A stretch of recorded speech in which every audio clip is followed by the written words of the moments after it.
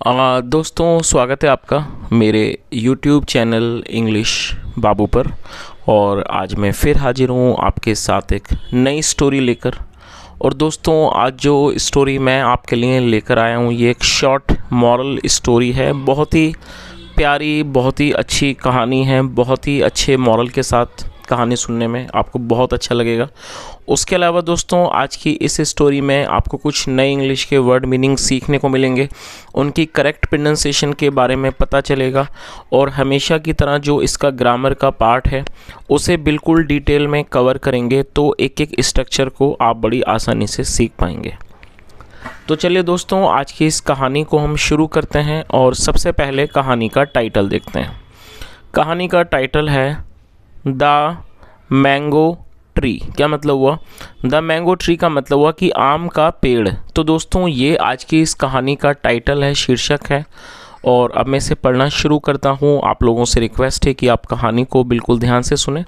और यदि आज की कहानी में आपको कोई नया शब्द या फिर नया स्ट्रक्चर मिले तो आप उसे नोट करें। और यदि कहानी पसंद आए तो लाइक भी ज़रूर करें। तो चलिए इसको शुरू करते हैं। Once there lived two lazy brothers. क्या मतलब हुआ? दोस्तों, ये जो वाक्य है ये एक पास्ट इंडेफिनिट का अफर्मेटिव वाक्य है। और जब हम पास्ट इंडेफिनिट में कोई भी अफर्मेटिव का वाक्य बनाते हैं तो वहाँ वर्ब की सेकंड फॉर्म का यूज़ किया जाता है। LIVE लिव का मतलब होता है किसी स्थान पर रहना, निवास करना। और सेकंड फॉर्म है लिव्ड। और दोस्तों, लेज़ी एडजेक्टिव है जिसका मतलब होता है आलसी। तो क्या अर्थ हुआ इस लाइन का? वंस, एक बार, there lived two lazy brothers, एक बार दो आलसी भाई रहते थे। Their only source of income was a mango tree. क्या मतलब हुआ? Their only source of income was a mango tree.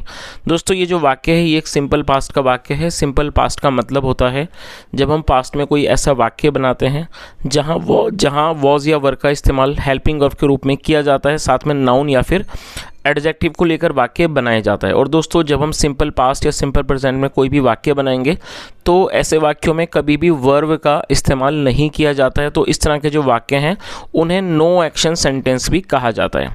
और दोस्तों, THEIR, यहाँ देयर लिखा है। देखिए, इस देयर का क्या मतलब है?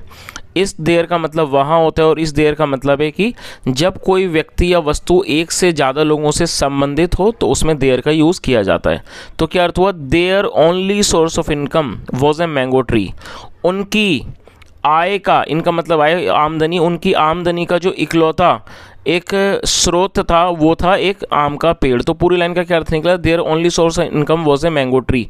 मतलब उनकी आय का एक इकलौता जो जरिया था, जो स्रोत था, वो एक आम का पेड़ था। Which was planted in the backyard of their house. और दोस्तों, ये जो वाक्य है ये सिंपल पास्ट का ही वाक्य है जहाँ पर प्लांटेड को एडजेक्टिव के तौर पर प्रयोग किया गया है।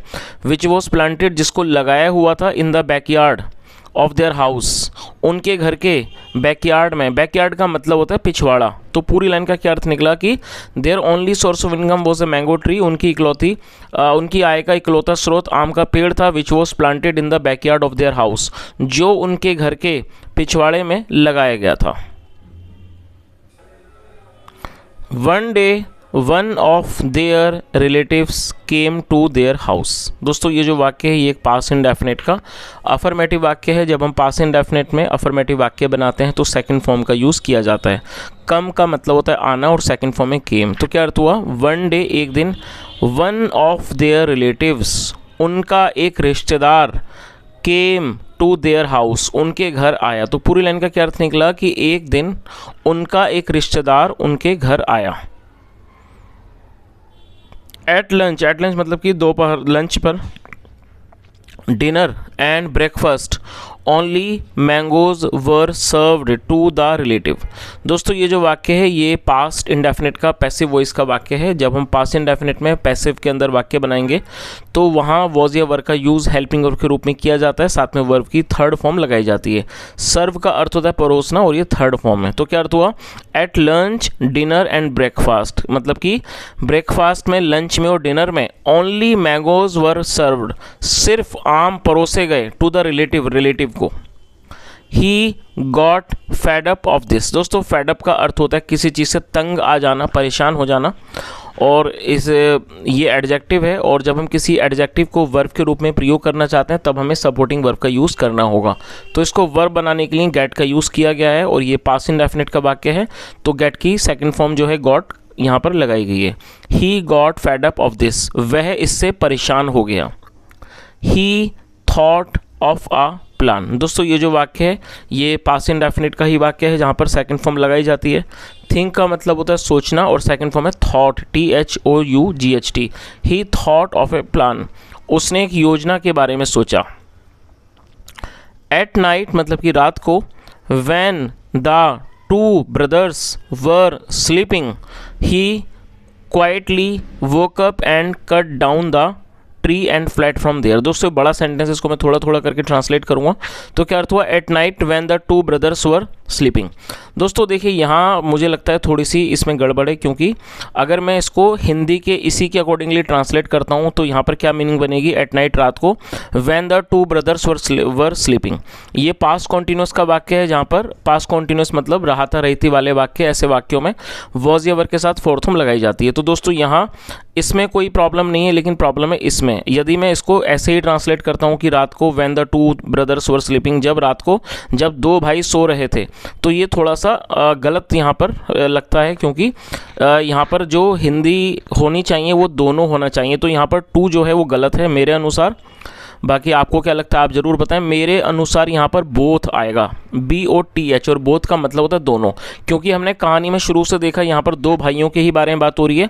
दो से संख्या ना तो ज़्यादा है ना कम है, तो यहाँ पर बोथ शब्द बिल्कुल एक्यूरेट है, तो इसको हम बोथ मान के ही चलेंगे। तो क्या अर्थ हुआ, at night when the both brothers were sleeping, मतलब रात को जब दोनों भाई सो रहे थे। और दोस्तों यदि मैं इसको ऐसे ही पढ़ता हूँ तो इसकी हिंदी क्या होगी कि रात को जब दो भाई सो रहे थे, तो ये कहानी से मैच नहीं खाएगा, गलत हो जाएगा। तो यहाँ पर बोथ होना सही है।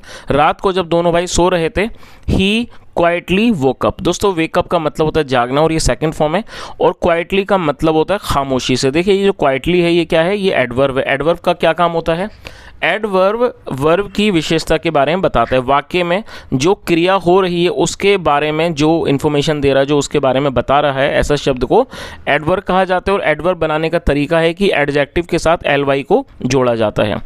QUIET क्वाइट का मतलब होता है खामोश, ये एडजेक्टिव है, और जब इसमें ly जुड़ जाएगा तो क्वाइटली क्या बन जाएगा, एडवर्ब। चलिए तो क्या अर्थ हुआ, रात को जब दोनों भाई सो रहे थे, ही क्वाइटली वोकअप, वह चुपचाप उठा। और दोस्तों ही किसके लिए यूज़ किया गया, जिस मेहमान के बारे में यहाँ पर बात हो रही है। जैसे हमने कहानी में देखा कि जो उनका कोई रिलेटिव था वो आया हुआ था, तो उसी जो रिलेटिव के बारे में यहाँ पर बात हो रही है। ही क्वाइटली वोकअप, वह खामोशी से चुपचाप वह उठा। And cut down the tree, और उसने पेड़ को काट दिया। And fled from there, flee का मतलब फरार हो जाना, भाग जाना, सेकंड में फ्लैड, फ्लैड फ्रॉम देयर, और वहाँ से भाग गया। तो इस तरह से पूरी लाइन का क्या अर्थ निकला कि रात को जब दोनों भाई सो रहे थे, वह चुपचाप या कह सकते हैं खामोशी से उठा और पेड़ काट दिया, cut down the tree, and fled from there, और वो वहाँ से भाग गया। आगे देखिए,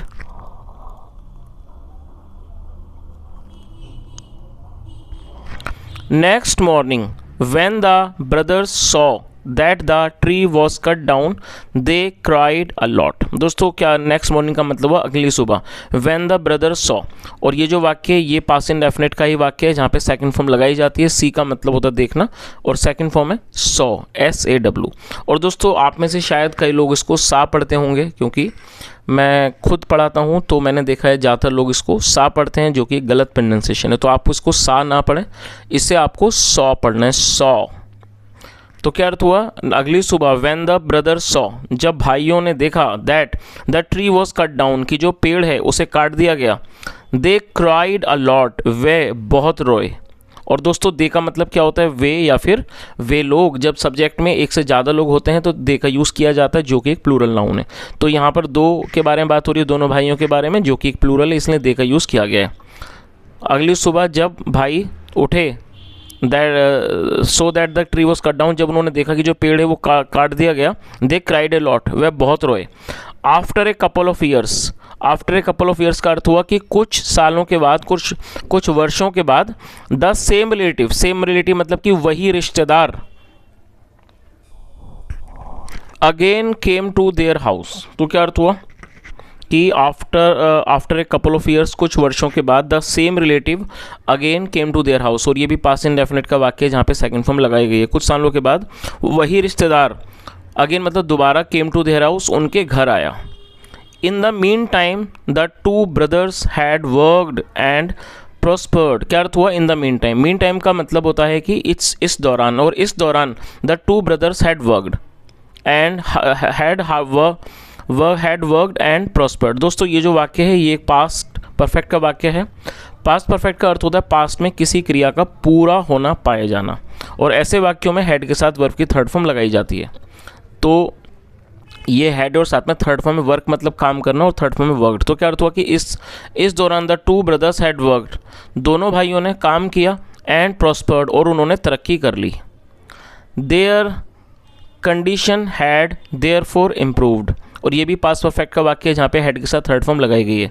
देयर कंडीशन, जो उनकी कंडीशन थी, जो उनकी स्थिति थी, हैड देयरफॉर इम्प्रूव्ड, इसलिए जो उनकी कंडीशन थी, स्थिति थी, वो सुधर चुकी थी। और दोस्तों मैंने भी आपको पास्ट परफेक्ट के बारे में बताया। पास्ट परफेक्ट मतलब ऐसे वाक्य जहाँ पास्ट में कोई क्रिया पूरी हो जाए, जैसे आया था, गया था, लिया था, चुका था, ऐसे वाक्यों में हेड के साथ थर्ड फॉर्म लगाई जाती है। तो मैं आपको 2 वाक्य देना चाहूँगा, आप उन्हें कृपया करके उन्हें नोट करें, आप उन्हें ट्रांसलेट करें और कॉमेंट में बताएं। आप उन्हें नोट कर लीजिए। पहला वाक्य है मैं उससे मिला था। आई रिपीट द सेंटेंस, मैं उससे मिला था। अब आप सेकेंड सेंटेंस को भी नोट कर लीजिए, मैंने आपको पढ़ाया था। आई रिपीट द सेंटेंस, मैंने आपको पढ़ाया था। तो दोस्तों मैंने आपको 2 वाक्य दिए हैं, दोनों ही पास्ट परफेक्ट के हैं। आप इन्हें ट्रांसलेट करें और कमेंट में बताएं। चलिए, तो यहाँ तक समझ में आ ही गया होगा आपको कि उनकी जो स्थिति थी वो सुधर चुकी थी। They thanked the relative for making them realise their mistake. क्या अर्थ हुआ? दे थैंक्ड द रिलेटिव, उन्होंने रिलेटिव को, रिश्तेदार को धन्यवाद किया। और क्यों उन्होंने धन्यवाद किया? For making them realise their mistake, उन्हें उनकी गलती का एहसास कराने के लिए। और दोस्तों यदि इस बारे में, वाक्य के बारे में बात की जाए तो ये पॉजिटिव सेंटेंस है। पॉजिटिव का मतलब होता है जहाँ पर एक व्यक्ति दूसरे व्यक्ति से कुछ क्रिया को करवाए। तो इस तरह से पूरी लाइन का क्या अर्थ निकला? दे थैंक्ड द रिलेटिव, उन्होंने रिलेटिव को, रिश्तेदार को धन्यवाद किया। अब उन्होंने धन्यवाद क्यों किया उसको? For making them realise their mistake, for making them realise, क्योंकि उसने उन्हें उनकी गलती का एहसास करवाया। तो दोस्तों मैं समझता हूँ कहानी का जो मॉरल है आप बहुत अच्छे से समझ ही गए होंगे, क्योंकि ये जो दोनों भाई थे काफ़ी आलसी थे, और यही कारण था कि जब वो रिश्तेदार उनके घर आया तो उसे तीनों समय पर नाश्ते में, ब्रेकफास्ट में, लंच में, डिनर में आम दिए गए, और जिसकी वजह से वो परेशान हो गया और उसने उस पेड़ को काट दिया। तो दोस्तों देखा जाए तो उस व्यक्ति ने पेड़ को काटा, लेकिन कहीं ना कहीं उस चीज़ का फ़ायदा ये हुआ कि जो दोनों भाई उस पेड़ पर ही निर्भर थे, क्योंकि हमने कहानी में शुरू में ही देखा था कि जो दोनों भाई थे उनकी इकलौती आय का जो सोर्स था, उनकी जो एक तरह से ओनली सोर्स ऑफ इनकम था, वो एक आम का पेड़ था। और जब वो आम का पेड़ कट गया तो उन लोगों ने मेहनत की, क्योंकि जो एक जिसके ऊपर वो निर्भर थे वो निर्भरता उनकी ख़त्म हो गई, और उन्होंने मेहनत करके अपनी कंडीशन को सुधारा। तो दोस्तों कहानी का जो मॉरल है, I believe that moral of the story is very simple, that we should not depend on small things and we should always try to work hard. Work hard is the only thing which can help us to get success in the life. So guys, I guess that you enjoyed the story well, and if you really liked the way I taught you, do like this video, and if you have any type of and if you have not subscribed the channel, do subscribe this. And apart from this, if you want to share your valuable feedback, you are more than welcome. You can just share your valuable feedback in the comment section. Thank you so much for listening. Have a nice day and bye.